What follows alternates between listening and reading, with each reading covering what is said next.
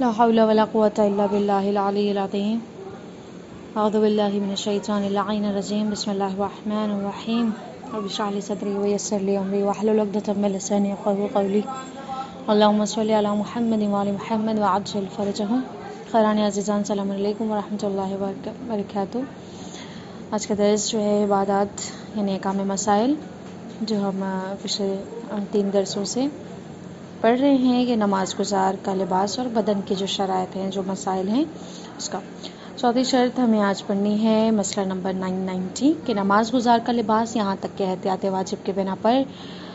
وہ چھوٹا لباس جو شرمگاہ کو نہیں چھپاتا ایسے مردار حیوان کے اجزاء سے جو خون جہندہ رکھتا ہو، یعنی ایسا حیوان کہ جس کی رگ کاٹی جائے تو خون اچھل کر نکلے نہ ہو، اور احتیاط مستحب ہے کہ ایسے لباس کے ساتھ جو ایسے حلال گوشت مردار سے بنایا گیا ہو جو خون جہندہ نہیں رکھتا، جیسے کہ چھلکے والی مچھلی، نماز نہ پڑھے۔ اس مسئلے میں بیان کرنا چاہ رہے ہیں کہ نماز گزار کا جو لباس ہے، احتیاط واجب یہ ہے کہ کیا کرے، جو چھوٹا سا لباس یعنی جو شرمگاہ کو نہیں چھپاتا ہے، خوب اس کے علاوہ جو لباس کی بات ہوئی، چھوٹا سا لباس اگر نماز گزار کے پاس ہے یا رکھا ہوا ہے یا اس نے پہنا ہوا ہے یا کہیں باندھا ہوا ہے، جو بھی ہے، تو اس کا جو لباس ہے، اس کا جو وہ کپڑا ہے، اگر مردار حیوان کے اجزاء سے، یعنی ایسا مردار حیوان کہ جو خون جہندہ نہیں رکھتا ہو، جو خون جہندہ رکھتا ہو، ٹھیک ہے، خون جہندہ رکھنے والا حیوان یعنی جس حیوان کو اگر کاٹا جائے، اس کی رگ کو کاٹا جائے تو اگر خون باہر اچھل کر نکلتا ہے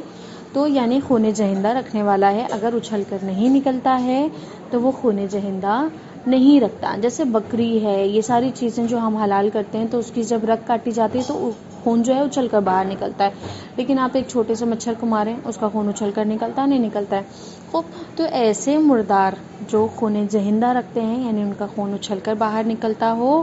تو ان کے اجزاء سے نہ بنا ہو، ٹھیک ہے نا۔ احتیاط مستحب ہے کہ ایسے لباس کے ساتھ کہ جو حلال گوشت مردار سے بنایا گیا ہو جو خون جہندہ نہیں رکھتا، جیسے کہ مچھلی وغیرہ، تو نماز نہ پڑھا جائے۔ خوب، کہہ رہے ہیں یعنی دوسرے نقطے میں کہہ رہے ہیں کہ حلال گوشت مردار جیسے مچھلی وغیرہ ہے جس کا گوشت جو ہے وہ کیا ہے، حلال ہے، ٹھیک ہے نا، لیکن کیا ہے، خون جہندہ نہیں ہے۔ مچھلی کو اگر ہم کاٹتے ہیں تو خون جہندہ تو نہیں رکھتا، لیکن اس کا گوشت حلال ہے۔ تو احتیاط مستحب یہاں پر کیا ہے کہ ایسے جانور کہ جو حلال گوشت ہوں لیکن خون جہندہ نہیں رکھتے ہوں، نماز نہ پڑھیں۔ لیکن احتیاط واجب کے بنا پر کیا تھا اوپر والے نقطے میں کہ مردار حیوان کے اجزاء سے جو خون جہندہ رکھتا ہو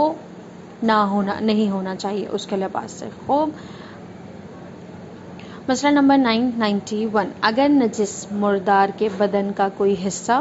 یعنی اگر نجس کوئی مردار ہے جسے گوشت، کھال، جزی،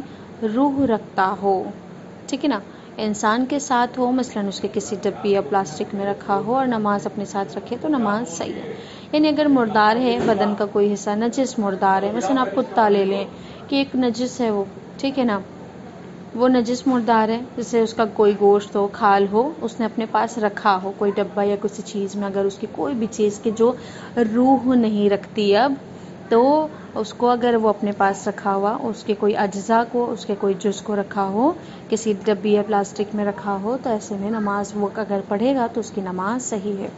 مسئلہ نمبر 992 اگر حلال گوشت مردار کے بدن کا کوئی حصہ، جیسے اوپر کیا ہے، نجس مردار کے بارے میں بتایا جا رہا تھا، اب یہاں پر کیا ہے، حلال گوشت مردار کے بدن کا کوئی حصہ، جیسے بال،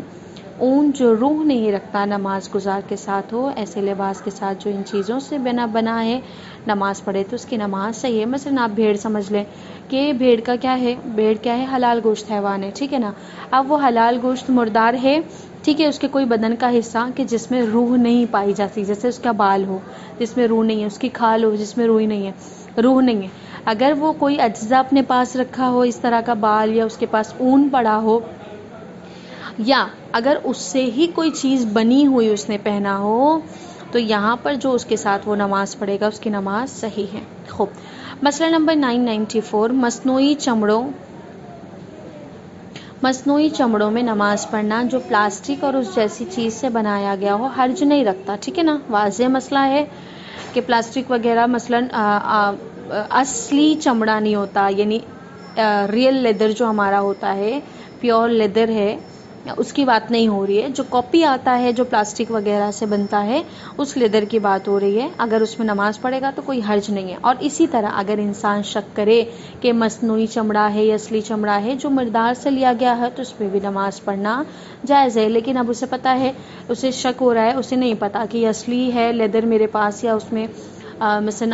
मतलब असली नहीं है, नकली वगैरह है, आर्टिफिशियल है, उसकी कॉपी है। तो अगर उसको शक है, उसे यकीन नहीं है कि किस चीज़ का है, उसमें भी नमाज पढ़ेगा तो उसकी नमाज जायज़ है। हो 5वीं शर्त, दरिंदा हैवान बल्कि एहतियात वाजिब की बिना पर दूसरे तमाम हराम गोश्त हैवान का भी ना हो। यानी जो हैवान दरिंदे होते हैं एहतियात वाजिब के बिना पर तमाम हराम गोश्त हैवान का भी लिबास नहीं होना चाहिए। हमारी जो हमने शर्तें नुक्कात पढ़े थे उसमें से 5वीं शर्त के मसले शुरू हुए। अभी हमारी चौथी ख़त्म हुई है 994 पे। अब 995 का मसला जो है वो 5वीं शर्त के साथ है कि दरिंदे हैवान बल्कि एहतियात वाजिब के बिना पर दूसरे तमाम हराम गोश्त हैवान का भी ना हो लिबास उसका खौफ। इसके मसले में बयान किया जा रहा है 994 मसला नंबर, नमाज गुजार का लिबास इन छोटे लिबास और को छोड़ कर के जो शर्मगाह को नहीं छुपाते जैसे मोज़ा, दरिंदों के अज्जा बल्कि एहतियात लाजिम के बिना पर मुतलकन हराम गोश्त हैवान जैसे खरगोश से ना हो। और उसी तरह ऐसा लिबास और नमाज गुजार का बदन इस हैवान के पेशाब या पाखाने, पसीना या दूध या इसके बालों से आलूदा ना हो। लेकिन हराम गोश्त हैवान का बाल बहुत कम और नाचीज़ हो, मसलन 1 या 2 3 छोटा बाल नमाज गुजार के लिबास पर हो तो हर्ज नहीं है। अगर इनमें से कोई चीज़ किसी डब्बी या प्लास्टिक में रख कर अपने साथ पड़े तब भी हर्ज नहीं है। वाज़ेह है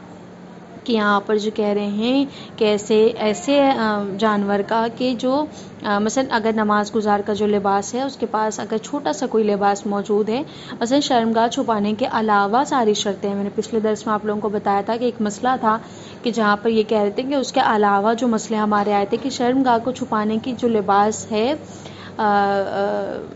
मर्द के लिए, खूब वो जो लिबास की शराइत हैं वो अलग हैं। उसके अलावा जो छोटे लिबास की शराइतें हैं नमाज गुजार की वो मुख्तलिफ तौर की मुख्तलिफ सूरतों में आई हुई हैं, ठीक है ना। अब यहाँ पे कह रहे हैं कि जो छोटे लिबास इनको छोड़ के मसलन रुमाल वगैरह वो अपने पास रखा है, ठीक है ना, ये मोज़ा है उसके पास, तो वो जो दरिंदा है अज्जा बल्कि दरिंदों के अज्जा से बल्कि एहतियात लाजिम के बिना पर मुतलकन हराम गोश्त हैवान के जैसे खरगोश से ना हो, ठीक है ना। तो इस तरह की चीज़ों मसलन दरिंदों के अज्जा से और मुर्दार से नहीं बना होना चाहिए हो।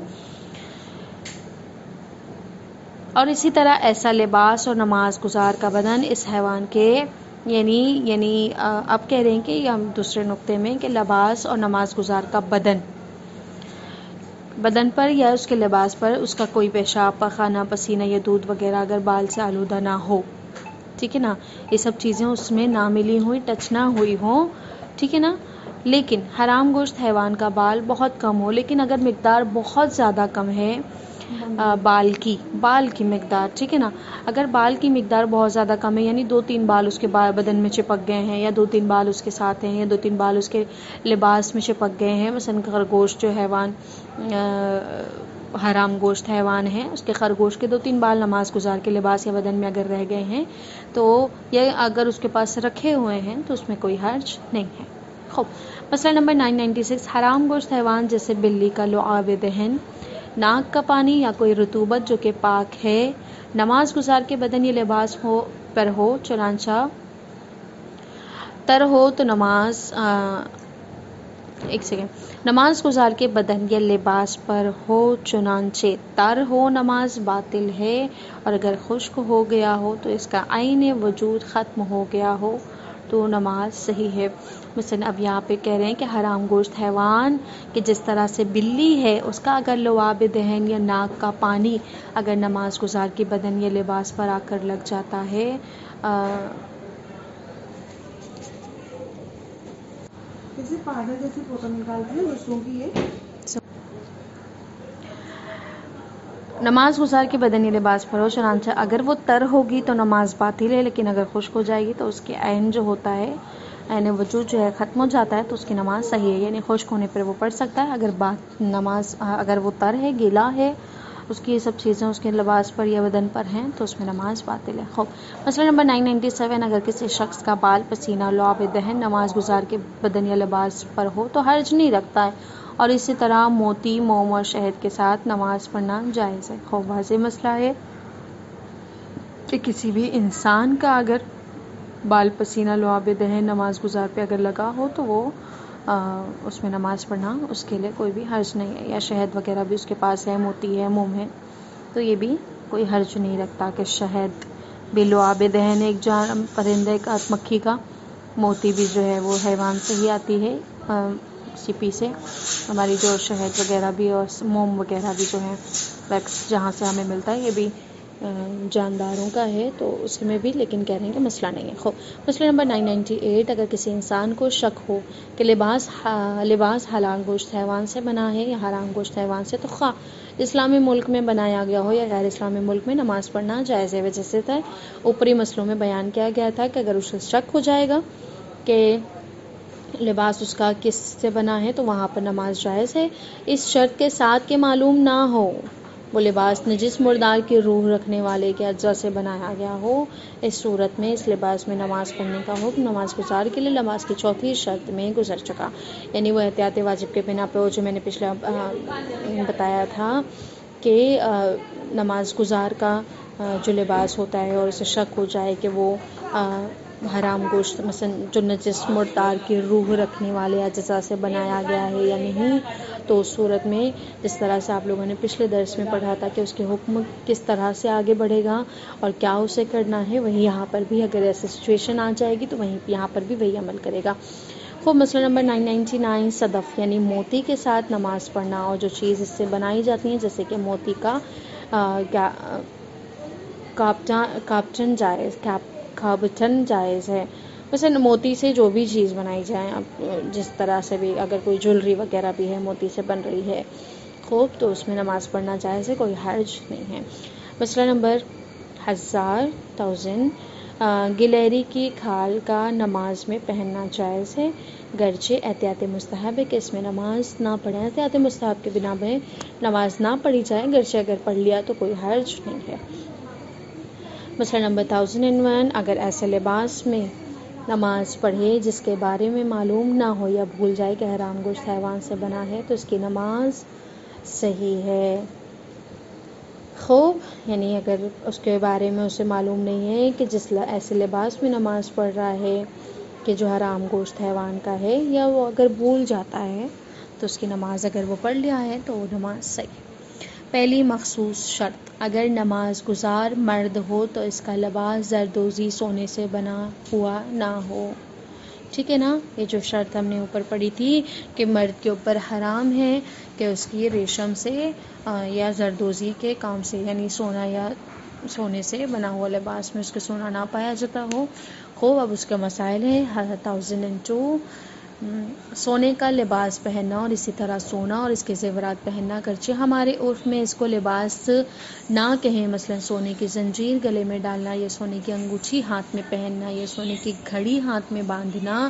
مردوں کے لیے نماز اور غیر نماز میں حرام ہے اور اس میں نماز باطل ہے، لیکن عورتوں کے لیے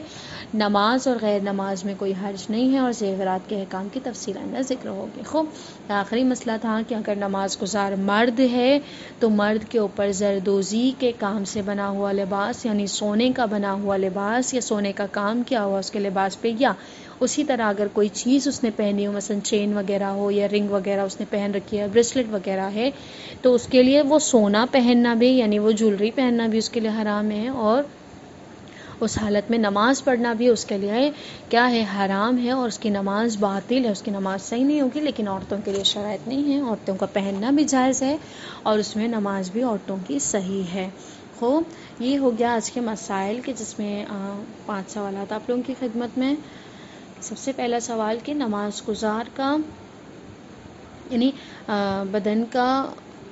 کوئی مثلا مردار یا نجس ہے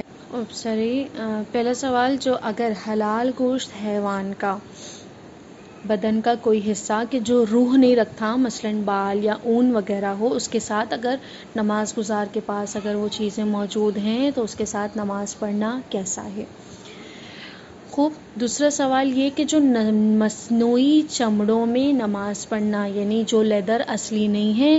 ان کے ساتھ نماز پڑھنا کیسا ہے؟ تیسرا سوال یہ کہ نماز مثلا جو نماز گزار کا لباس ہے، اگر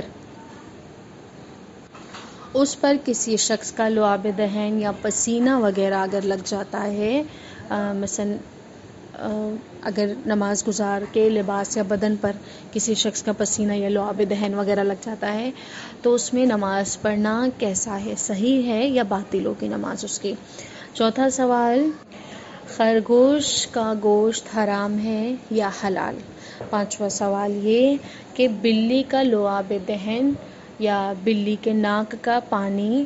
پاک ہے یا نجس کا حکم رکھتا ہے؟ صلی اللہ علیہ محمد وعلی محمد، والسلام علیکم ورحمۃ اللہ وبرکاتہ.